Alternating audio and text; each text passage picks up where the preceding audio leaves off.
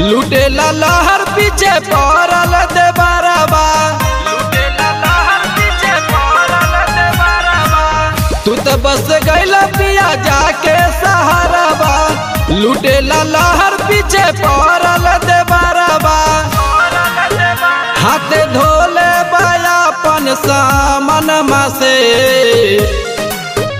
काम छोरी के आब भतार काम छोरी के आब भतार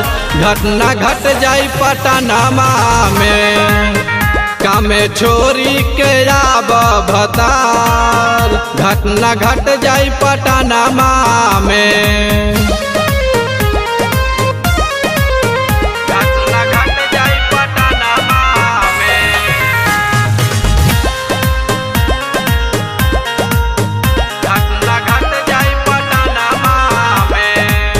कितना जवानी हमें घरवा बचाई ताकला खिड़की से जब हम नहाली जवानी कितना ले हम बचाई न उपाई बुझाता जी तू हमारा देखी देखी दुआरा पर हो नहाता जी नजर डालेला हमरो बदनमा में काम छोरी के आब भतार काम छोरी के आब भतार घटना घट जाई पटनमा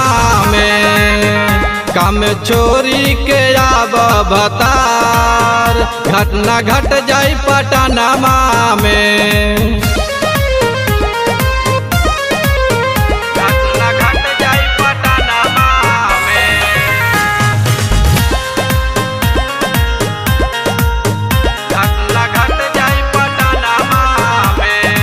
राम बहल देवर करे चाहे मना मानी बची के रही न त गाटे लागी चानी तू सुधीर देवरा करल चाहे मान मानी जी त बची के रही न त काटे लागी चानी जी तो बस तू नजर डाले जन्म में काम छोरी के आब भतार काम छोरी के आब भतार घटना घट जाई पटनमा में काम छोरी के आब भतार घटना घट जाई पटनमा में।